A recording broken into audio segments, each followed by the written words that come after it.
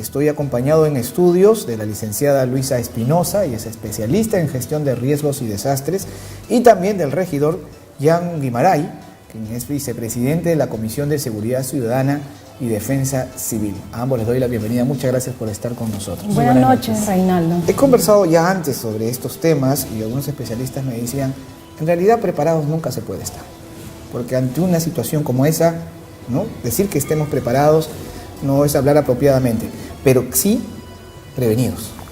Sí podemos tomar medidas preventivas. Lo primero, antes de llegar a la casa del ciudadano de a pie, como país, como ciudad, ¿tenemos políticas de gestión de riesgos o todavía estamos un poco atrasados en eso? Sí existen las políticas en gestión del riesgo. Existe la ley del Sistema Nacional de Gestión del Riesgo de Desastre, SINAGER, desde el año 2012, y se vienen implementando poco a poco en todo el gobierno, pero implica también, ¿no?, una responsabilidad mayúscula también de la población, que poco a poco se vaya internalizando en estos temas, no solamente para llegar al proceso reactivo, cuando ya ocurre la emergencia o el desastre, sino más allá de eso, ver con prognosis, con prospección, es decir, ¿no?, tener una gestión prospectiva, ¿no?, para nosotros identificar, ¿no?, el peligro, en este caso el sismo, también, ¿no?, analizar las vulnerabilidades que podemos encontrar dentro de un contexto, un entorno geográfico, y obviamente con ello para que podamos, ¿no?, atacar los riesgos que se presentan. Hay una política, claro que sí, pero esta se está potenciando poco a poco, ¿no?, pero también implica, ¿no?, la cultura, la participación masiva de la población, ¿no?, para que asuma, ¿no?, la ciudadanía en todo su esplendor. No es solamente es la participación del Estado en todo su contexto, sino también, ¿no?, de la población propiamente dicha, que tiene que asumir, ¿no?, con entereza lo que significa mantener la calma, que en medio de esta circunstancia que nosotros hemos vivido hace poco, podamos nosotros también, ¿no?, pensar, ¿no?, en lo valiosa que son nuestras vidas y de las personas que nos rodean. No solamente es tener la mochila de emergencia, ¿no?, primero pensar en nosotros, el principio del bien común, ¿no?, y también tomar en cuenta otras cuestiones, ¿no?, que implican también, ¿no?, tener la mochila de emergencia en el lugar correcto, también, ¿no?, la caja de reserva es importante. Sobre eso quisiera que hablemos después más al detalle, ¿no?, para que seamos lo más prácticos para la gente y puedan tomar medidas prácticas y concretas en sus hogares también. Como ciudad, tenemos plenamente identificada las zonas más vulnerables. Hay un diagnóstico de cuál sería el resultado si tuviéramos que pasar por un sismo de estas magnitudes. ¿Qué medidas preventivas hayan tomado las organizaciones o los organismos competentes? ¿Qué tal? ¿Cómo están? Muy buenas noches y gracias por la invitación. De hecho, es muy importante entender más o menos cómo nosotros debemos actuar en tres momentos esenciales: el previo al desastre, durante el desastre y posterior al desastre.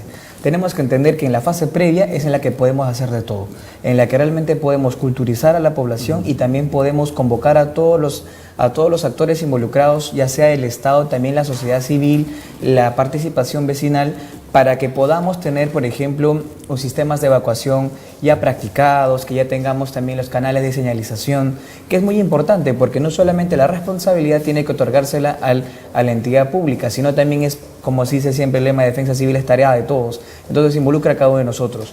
Durante el proceso mismo, en este caso hablamos de un sismo, durante el sismo es la fase más trascendental, porque ya es todo lo que se ha tratado de poner en práctica, todo lo que ha tratado de aprenderse, ponerse en práctica en ese momento. Y tú sabes que muchas veces ante una situación de riesgo no todos reaccionan igual.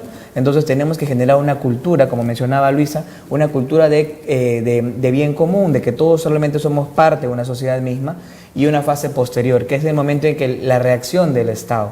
La reacción del Estado posterior a los desastres, la cooperación misma que se hace, la medición también a través del COEN de cuáles han sido el porcentaje de desastres. Hoy en día, la gran cantidad de la población de Lima no solamente se encuentra en los grandes edificios de 21 pisos o en las partes más urbanas de la ciudad, sino también gran parte de la población se encuentra en la gran mayoría de los cerros de nuestra ciudad.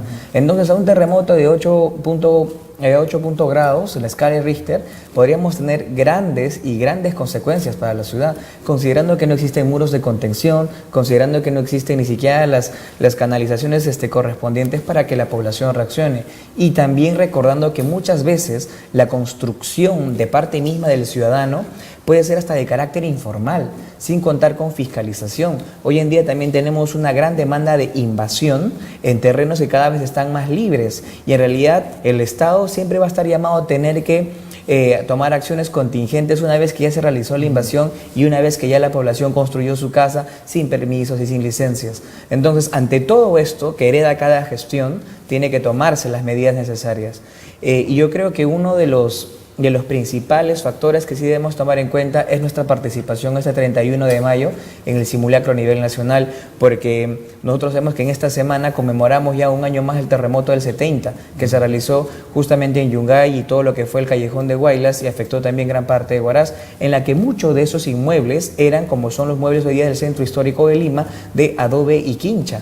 Entonces, hay varias características que tenemos que tomar en cuenta y también reflexionar. No solamente esperar al momento en que suceda algo para recién empezar a discutir y generar un diálogo nacional sobre lo que necesitamos para nuestro país. Ahora, estamos en un silencio sísmico de varias décadas.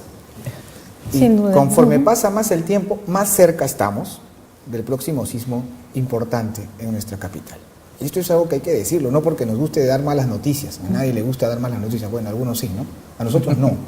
Pero esto es algo que hay que decir porque es la verdad. Sí, es cierto. Y no es el propósito de asustar a nadie, al contrario, sino de que se tome conciencia.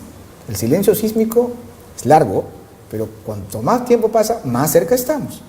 Entonces, ese es el tiempo de esa primera etapa, donde todavía se puede conversar, se pueden tomar medidas, ¿verdad?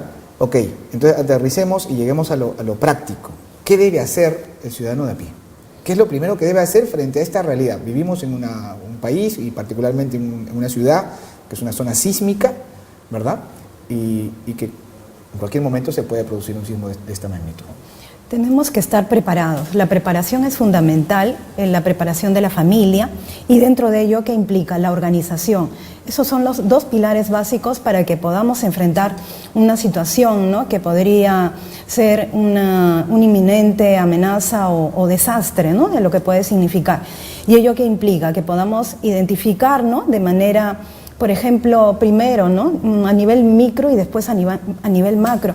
Dentro de nuestra familia podamos identificar cuáles son las zonas más seguras dentro de nuestra vivienda, ¿no?, para que podamos identificar también las rutas de evacuación, para que podamos tener, como hace un momento ya le había comentado, la mochila de emergencia con todos los implementos necesarios para que podamos afrontar una posible sobrevivencia. También, ¿no?, nuestra caja de reserva también, ¿no?, que nos puede permitir de repente ampliar mucho más, ¿no?, aquellos días, ¿no?, de lucha, ¿no?, constante en la que vamos a vernos enfrentados. ¿Qué implica una caja de reserva?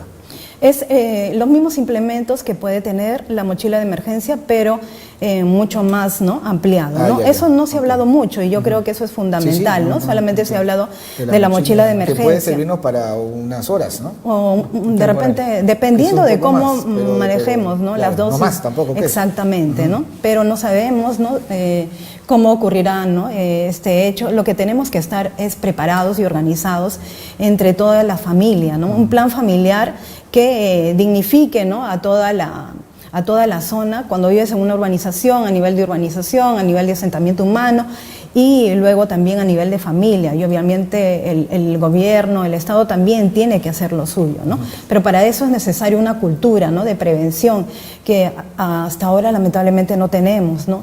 Estamos a tiempo todavía, ¿no? Estos sismos deben hacernos reaccionar para que empecemos, ¿no?, ese plan familiar que tanto los seres humanos debemos involucrarnos. Eso último que nos dice es importante, y creo que una manera en que la gente en sus casas puede de alguna manera autoevaluarse es pensar un poco en cómo es que hemos reaccionado en esta madrugada, ¿no?, del lunes, porque quizás pues hicimos malas cosas. Quizás uno salió donde no debió, bajó la escalera en el momento que no debió haberlo hecho, quizás le puso una manta al bebé y esa manta la pisaba y podía venirse abajo con el bebé y todo. O sea, puede haber cometido muchos errores, y que puede servir para tratar de diseñar un protocolo en que la familia lo sepa, lo conozca, ¿no?, para cuando se produzca el sismo.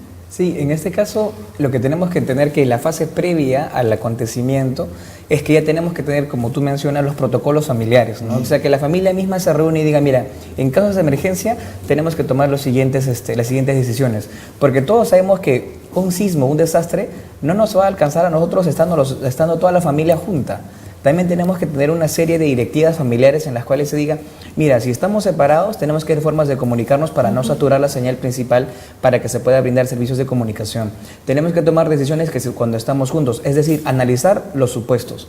Otra de las grandes iniciativas que se debe de tomar desde la población civil también es el hecho de que, si bien no hemos tenido un desastre natural, y como tú mencionas, Reinaldo, es cómo nosotros estamos reaccionando de manera inmediata a la gran cantidad de sismos que hemos tenido durante todos los años. Hemos tenido unos pequeños sismos, pequeños temblores que nos están más o menos anunciando cómo nosotros deberíamos de prevenir en este tipo de situaciones. Y muchas veces las personas en sí tampoco no lo toman en cuenta o prácticamente lo dejan pasar.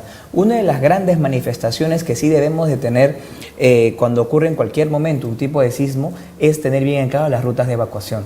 Primero, saber que cuando acontece el incidente o el desastre natural, no es inmediato salir a las calles, sino ubicarse en los espacios de zonas seguras, ya sea como las columnas principales, las principales vigas que sostienen la infraestructura. Una vez ya finalizado el acontecimiento, empezar a seguir las rutas de evacuación dependiendo desde la locación en la que te encuentres. Eso también tiene que aplicar, y este es el rol también del Estado, en entidades públicas, colegios particulares, colegios estatales, la señalización, las zonas de seguridad en casos de sismo. Y también durante el transcurso, ya después del desastre natural, tenemos que tener en cuenta ya lo que en este caso en Miraflores se implementó a través de nuestro alcalde, el tema de los almacenes subterráneos, porque los productos como el agua y demás productos son los que más empiezan a carecer en nuestra ciudad. Entonces tenemos que tener ya esa implementación que nosotros, parte de la Municipalidad de Lima, está iniciando ya con la localización de los puntos estratégicos para poder colocar también los almacenes subterráneos para nuestra ciudad. Yo creo que al final y al cabo es una tarea... ¿Para cuándo se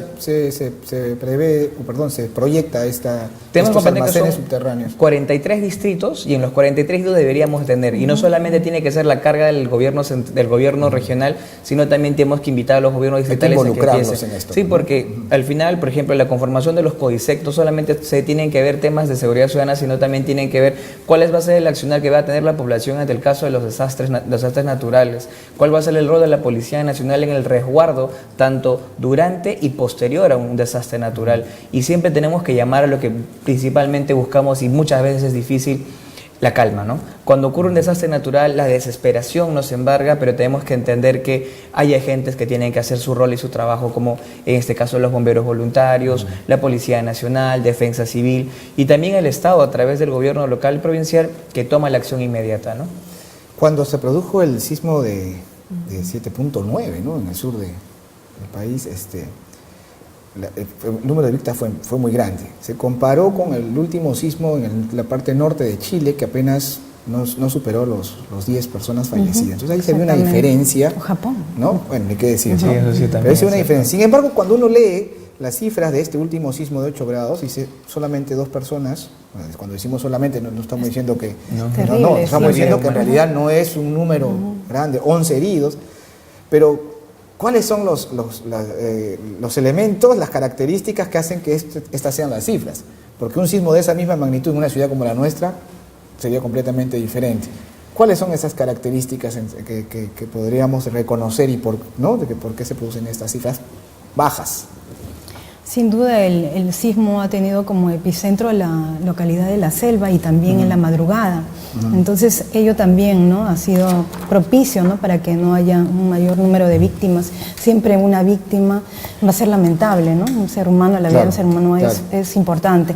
Pero que sean estas, ¿no?, de alguna u otra manera, ¿no?, las experiencias para que nos ayuden a entender, ¿no?, que es importante estar preparados, ¿no?, y puede haber ocurrido en otro momento y la circunstancia pudo haber sido mucho más terrible, ¿no? Entonces es un buen momento para hacer un llamado a la reflexión en toda la comunidad, ¿no?, de nuestro país, ¿no? Ya que no solamente nos ha afectado a nosotros, también a la comunidad internacional, ¿no? Porque también un sismo no obedece naciones, ¿no? Sino muchísimo más, ¿no? Entonces es la oportunidad, ¿no? Para que empecemos realmente un cambio dentro de todos nosotros, no solamente del Estado, de la propia, ¿no? Población, para revertir, ¿no? Estos hechos, y que ya que anteriormente, como bien mencionas, ¿no? En Pisco ocurrieron lamentablemente trajo como secuela, ¿no? 500 personas fallecidas, ¿no? Y hoy estamos lamentando una cantidad menor, pero definitivamente, ¿no? Que ello implique, ¿no? Que de repente puede ser otras circunstancias y ojalá, ¿no? Ya estemos más preparados y prevenidos para afrontarlo de la mejor manera.